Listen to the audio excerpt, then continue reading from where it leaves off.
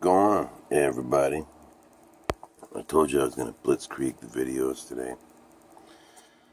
I just want to start by saying I don't like to talk about my personal life that much, but thank you for all the people who gave me birthday wishes today. It's my birthday today. I turned 47. I didn't think I was going to make it to 27, so here we are. But I've had a very calm, sedate day, sitting alone in my studio with my roommate's cat and the fan on. It's a very hot day here in Peterborough. But yeah, I was thinking all morning. The story I ended up telling you wasn't the story I set out to tell you.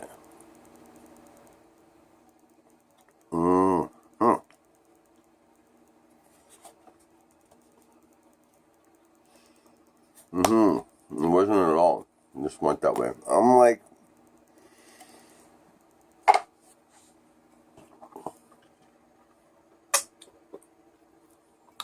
an old man, you know. Well, I guess I am an old man now. But I ramble a lot, you know.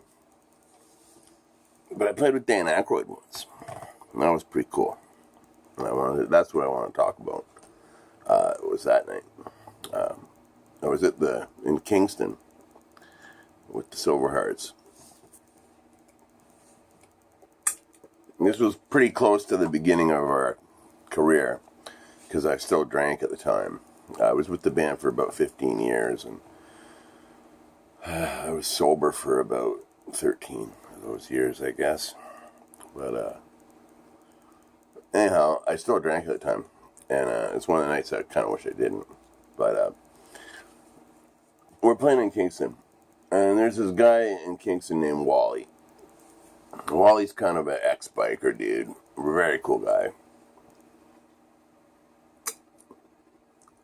Now, he's been a bodyguard to the stars for, you know, if you go to Wally's place, as long as he's like pictures of him and Mick and Keith on Stony Lake, and pictures of him and Macaulay Culkin, and, you know, like that's the kind of shit he does. He's like a bodyguard to the stars. And one of his clients is Dan Ackroyd. And Wally loved Silver Hearts. He just fucking loved us. And I don't know why, but he did. And so he's out, and we're doing our sound check, and Wally was there talking to us. And he said, "Hold on, I'm going to call my buddy Dan and get him down here." And, of course, knowing who Wally was and knowing where Dan Ackroyd has a summer home in Kingston, I guess. And so we figured that's who he was calling. So that was kind of cool. But so we're sitting there, and it's near the end of our first set. And I look up, and there's this huge hulking man above me. And he says, "Excuse me, son, can I play one of your harmonicas?" And it was Dan Ackroyd. And so I said, "Yeah." He said, "Do you guys know six days on the road and I'm going to make it home tonight?" And we didn't, but we faked our way through it. We said we did. We got through it. And basically, Dan, and he had a little buddy with him. I don't know his buddy's name. He played harmonica as well. And I would play a solo in the song, pass the harmonica to Dan. Dan would play a solo, pass the harmonica to his buddy. His buddy would play a little solo, and then pass it back to me. And it was just kind of it was really cool. And now Dan Ackroyd, you know, like when the Dan Ackroyd I know, like, yeah, I saw Ghostbusters and shit. Like, that's kind of where it ended for me. I know Elwood Blues, you know what I mean? I know the Blues Brothers.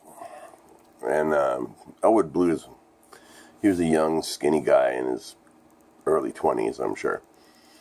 You know, at the time of that. of the movie. Now Dan Ackroyd is a very large, kind of heavy-set man. He's huge. He's very tall. Just a gigantic man. And loud as fuck. Like, when he was singing, like, we didn't need him in the monitors at all. You know what I mean? He was belting it. But he was doing the whole fucking Elwood Blues routine, doing that fucking little shuffle dance on the fucking blues. You know what I mean? Like, the whole... all that shit he did in the Blues Brothers movie, he's doing it with us. I know it was fucking nuts, man. The stage was, like, bouncing, you know? On a side note, we found out that the bartender and the owner of the bar that we were in, he used to drum for Thin Lizzy, which I thought was fucking hella cool. They're one of my favorite bands. But, so Dan played a couple numbers with us that night. I think he played Flip Flop Fly. I might be wrong about that, but I know I was very drunk at the end of the show. And, I know he definitely played 6 Days on the Road with us. But he blew 2 of my harmonicas flat, him or his little buddy. But, ruined 2 of my harmonicas. I gave one of them to my good friend Charlie Petch in Toronto. And the other one to my old cruise radio DJ friend Mike Melnick. So they're both big Dan Ackroyd fans. And, I got a million harmonicas, you know what I mean? But, yeah, so that was cool. The things that were uncool about that were, while we were playing that show, our hotel room got robbed. The Holiday Inn right next to the bar we were staying at. And they had patio doors, and someone jimmied in our patio door, and we had a bottle of whiskey, and they didn't get much. I think a bottle of whiskey and a Walkman or something like that. Maybe some smokes. And I guess our manager at the time, who was my, not yet, but soon to be, how do you put it? Well, she's my ex-wife now. She wasn't my wife yet. She wasn't even my girlfriend yet. She was my good friend and the manager of our band. I won't say her name, but those who know. But she was the best damn manager we ever had. Let me tell you that. But she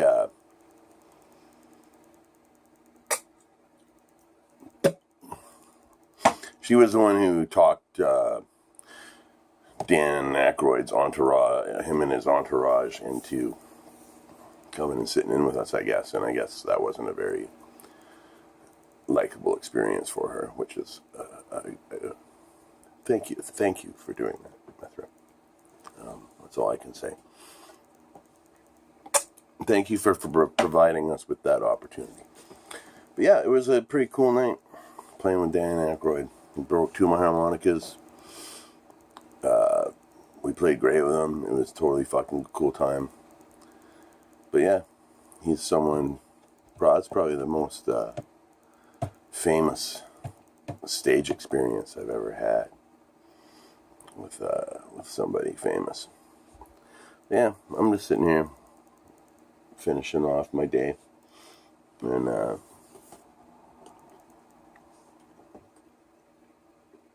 I'm spitting a lot tonight. I'm sorry. I made a cooking video today.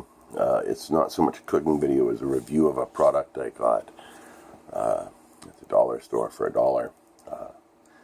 You'll see it if you look at it.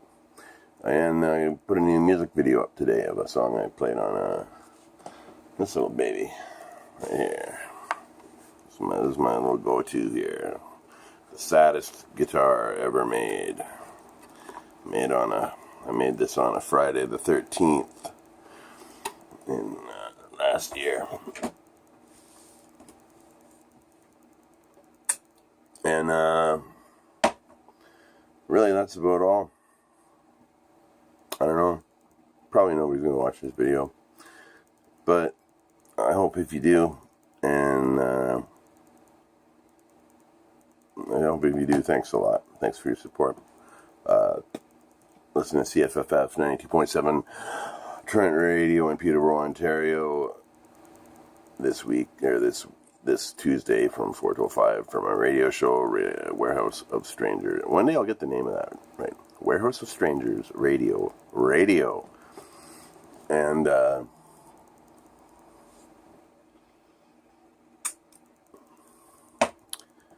fucking stay free.